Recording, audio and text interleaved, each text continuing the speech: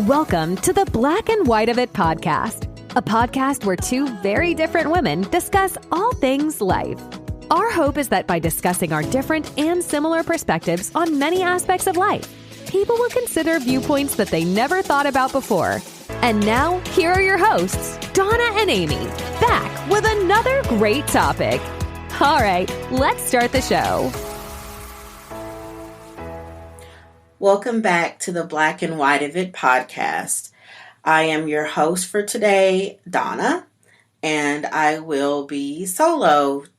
I will go into a little bit of detail about why in just a moment, but I will start off by saying that Amy's surgery went fine, so it has nothing to do with that, and we'll talk about that in a moment too. But what I did want to start doing in our weekly episodes is a quote. I am a quote person. I love quotes. And so if Amy was here, she would tell you that I really do love quotes. I was even gifted this nice big book of quotes that I'll have to pull out for our weekly quotes that we start here. So also, I hope you heard our nice new intro. We got something different and sounds really great. I hope you guys like it. I really like it. And so you'll get to hear that intro from here on out. Now it's time for the quote of the week. Author unknown. Medicines will only cure your body, but I promise that our friendship will heal your soul. I thought it only fitting that I choose this one this week since I am homesick and shut in. And this is a podcast based on friendship. And so that is our very first quote of the week. And I hope you guys enjoyed that and will think about what it means.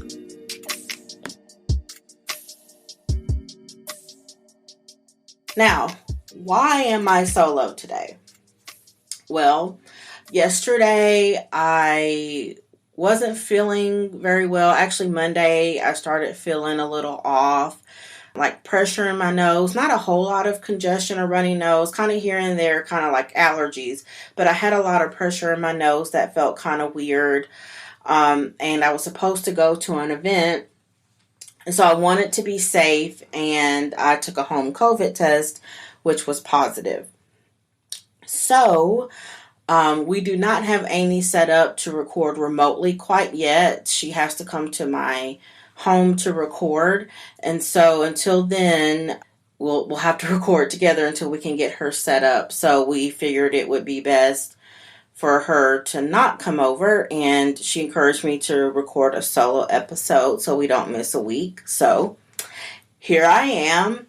I actually went this morning to get a COVID test at an urgent care, and the rapid actually came back negative. The likelihood of a false positive is very low. False negatives are a lot more common. But this actually happened to Amy earlier this year, where she took a home test that was positive. She went in to urgent care, took a test there. The rapid test came back negative, and then in a couple days, the PCR test came back positive. And so I'm not really trusting the negative result that I got this morning. So luckily, I was already off on vacation, so it's not going to really affect anything with work. I did not have any great big vacation plans other than I was going to take a day trip, just spend one night and come back home. But I just went ahead and canceled that hotel reservation. And I was going to go alone, so it's not like anything is truly affected. I can save that money for another trip and, maybe go with someone else. But I had taken the week off to rest, rejuvenate, clear my mind, to maybe go back to work with just a better attitude, because the last several months have been kind of rough. And so I needed kind of a reset. But with the uptick in COVID, we've had some stuff going on at work. And so I haven't really gotten a real vacation anyway. But luckily, I'm just off anyway, so I'm just going to stay home. It'll be more than 5 days by the time I go back to work. So I feel pretty comfortable with that. Just staying out, go back next week, and then hopefully everything will be fine. I'm not 100% sure where I got it. I'm thinking it was an event I went to last week where I should have worn a mask, but I didn't. I decided to go with the majority of people, and only a handful of people actually wore masks. And I really should have known better because there was an uptick in cases. And so I should have worn a mask and just have been safe. But what's done is done. I cannot undo it. I am really disappointed in myself because I have been so very diligent about wearing a mask because they were still requiring us to do it at work. So wherever I went, I was wearing a mask. But about a month ago, maybe a little more, I started, not wearing a mask at events, especially because you're eating and you're drinking and a lot of things. And so, it's almost like, well, what's the point? We're around each other eating and drinking. We might have your mask off for several minutes anyway. So I guess that was my thought process. But I had been doing so good. And so I am really disappointed. I am disappointed about my day trip. What's done is done and I can't change it. But I just want to remind you guys to stay diligent, stay safe, try to stay as healthy as you can. If you're going to events, if it's possible, while there's an uptick in cases, try to social distance, or if it's something you can wear your mask, I encourage you to do so. I know we're over it, very over it, but it's the safest thing to do, especially again when there is an uptick, and then once things calm back down, you might can relax a little bit. But that's just my encouragement while we are where we are, as we fill out our new normal and determine kind of how things are going to look. Of course, every 6 months or so the rules change as far as how long you have to stay out of work or quarantine or whatever the case may be. So, right now for us it's 5 days. It might change again to 3 days. It might get to a point where they let you come to work, you just have to wear a mask, or they might try to isolate you as best as possible. Who knows where this is going to go? It's changed so much in the little over 2 years that we have been dealing with this. So I feel okay. Like I said, I could tell I was a little bit off starting Monday, and then yesterday I was like, okay, I feel like I just need to check. I think I feel a little bit better today. I hopefully can still get some stuff done around the house that I wanted to do. My laundry room, I kind of want to get cleared out. I've got some storage and stuff in there. I want to kind of clear that out and get it kind of cute because it's a big space, and kind of, you have my clothes hanging in there and stuff like that, where I don't have a lot of closet space. So hopefully I can at least get that done. And like I said, I've been selling clothes for extra money, so those items can hang in there as well and not be in my way or in my guest room. So hopefully I can at least get that done since I cannot go on vacation. Now, Amy, an update on her surgery and her health. So she had her surgery, I believe it was May 9th. So it's been almost a month, and we have to record several episodes at a time because she was going out on surgery.